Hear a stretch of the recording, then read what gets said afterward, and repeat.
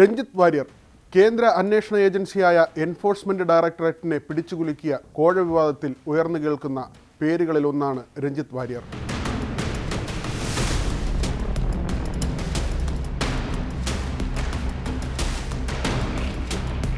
ഒരു ചാർട്ടേഡ് അക്കൗണ്ടന്റായ രഞ്ജിത്ത് വാര്യർ കോഴ വിവാദത്തിലെ വൻതോക്ക് ആയതെങ്ങനെ? സിനിമാക്കാരുടെയും രാഷ്ട്രീയക്കാരുടെയും മറ്റ് സെലിബ്രിറ്റികളുടെയും തോഴനാണ് രഞ്ജിത്ത്. ED ഉദ്യോഗസ്ഥർ കേസുകൾ മറയാക്കി കോഴ വാങ്ങുന്നു എന്ന പരാതി അന്വേഷിച്ച വിജിലൻസ് ആദ്യം തന്നെ ചെന്നെത്തിയത് രഞ്ജിത്ത് വാര്യരിലേക്കാണ്. പിടിയിലായ ഏജന്റുമാരിൽ നിന്നാണ് രഞ്ജിത്തിൻ്റെ പങ്ക് വിജിലൻസ് മനസ്സിലാക്കുന്നത്. രഞ്ജിത്തിൻ്റെ വീട്ടിൽ പരിശോധന നടത്തി. പരിശോധനയിൽ ഒരു ഡയറി കണ്ടെത്തി. ഡയറിയിൽ ദുരൂഹമായി 30ഓളം പേരുകൾ. വലിയ സമ്പന്നരുടെ പേരുകളാണ് പട്ടികയിൽ ഉണ്ടായിരുന്നത്. സാമ്പത്തികമായി നിയമപ്രശ്നങ്ങൾ നേരിടുന്നവരും എൻഫോഴ്സ്മെന്റ് ഡയറക്ടർ കേസെടുത്ത ആളുകളും ഈ പട്ടികയിലുണ്ടായിരുന്നു. ED ഉദ്യോഗസ്ഥരും രഞ്ജിത്തും പട്ടികയിലെ പേരുകാരെ അവർ പോലും അറിയാതെ നിയമപ്രശ്നങ്ങളിലേക്ക് കൊണ്ടുചെന്നെത്തിച്ച് പണം തട്ടുകയോ അല്ലെങ്കിൽ സ്വാഭാവികമായി നിയമ നടപടി നേരിടേണ്ടി വന്ന സമ്പന്നരെ സഹായിക്കാനെന്ന മട്ടിൽ വൻ തുകകൾ വാങ്ങുകയോ ചെയ്തുവെന്നാണ് വിജിലൻസ് സംശയിക്കുന്നത്. അറസ്റ്റിലേക്ക് കാര്യങ്ങളെ കൊണ്ടുചെന്ന് എത്തിച്ചതും ഇതുതന്നെ.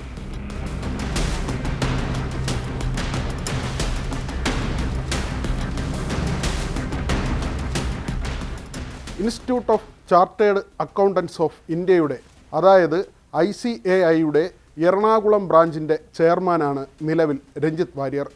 അതുകൊണ്ട് തന്നെ വമ്പൻ സൗഹൃദ വലയവും രഞ്ജിത്തിനുണ്ട്. പ്രത്യേകിച്ച് വമ്പൻ ബിസിനസ്സുകാർ, സിനിമാ താരങ്ങൾ, രാഷ്ട്രീയക്കാർ, മത സാമുദായിക നേതാക്കൾ, ഇങ്ങനെ പലരും. പല ആഘോഷ പരിപാടികളിലും ക്ഷണിക്കപ്പെട്ട അതിഥിയായിരുന്നു രഞ്ജിത്ത്. ഇപ്പോൾ പുറത്തുവരുന്ന ചില ചിത്രങ്ങളാണ് രഞ്ജിത്തിൻ്റെ ജീവിതശൈലി എങ്ങനെയായിരുന്നു എന്നത് സംബന്ധിച്ച് ചില സൂചനകൾ നൽകുന്നത്. ദുബായിലേക്കും ഫ്രാൻസിലേക്കും UK ഉൾപ്പെടെ ലോകത്തിൻ്റെ വിവിധ ഭാഗങ്ങളിലേക്ക് രഞ്ജിത്ത് സഞ്ചരിച്ചിരുന്നു. നാട്ടിലും വിദേശത്തുമായി സെലിബ്രിറ്റികൾക്കൊപ്പമുള്ള വിവിധ പരിപാടികൾ. ED ബന്ധത്തിൻ്റെ വേര് തേടിയാൽ ഒരുപക്ഷെ അത് എത്തി നിൽക്കുന്നത് രാഷ്ട്രീയക്കാരിലാകും. CA മേഖലയിലേക്ക് യാദൃച്ഛികമായി എത്തിച്ചേർന്ന ആളല്ല രഞ്ജിത്ത്. പിതാവ് KK രാമചന്ദ്രൻ അറിയപ്പെടുന്ന ചാർട്ടേഡ് അക്കൗണ്ടൻ്റായിരുന്നു. ICAIയുടെ എറണാകുളം മുൻ ബ്രാഞ്ച് ചെയർമാനുമായിരുന്നു. അതായത് ഇപ്പോൾ ആ പദവിയിലുള്ളത് രഞ്ജിത്താണ്. പിതാവിൻ്റെ പാത പിന്തുടർന്ന് സംഘടനയുടെ തലപ്പത്തെത്തിയ മകൻ. എറണാകുളം ക്ഷേത്ര ക്ഷേമ സമിതി ട്രഷറർ പദവിയിലേക്കും രഞ്ജിത്തെത്തി. ഹൈബി ഈഡൻ MP നേതൃത്വം നൽകുന്ന സൗഖ്യം ചാരിറ്റബിൾ ട്രസ്റ്റ് സഹസ്ഥാപകനും മാനേജിംഗ് ട്രസ്റ്റിയുമാണ് രഞ്ജിത്ത്. ജീവകാരുണ്യ രംഗത്ത് ഒന്നിൽ കൂടുതൽ സംഘടനകളിൽ പ്രവർത്തിക്കുക മാത്രമല്ല, അവയ്ക്ക് നേതൃത്വം നൽകുന്നുമുണ്ട് ഈ വിവാദ നായകൻ. നന്മ foundation secretary, mission better tomorrow managing trustee എന്നീ നിലകളിലെ പ്രവർത്തനവുമുണ്ട്. ICAIയുടെ 47ാമത് ചെയർമാനാണ് രഞ്ജിത്ത്.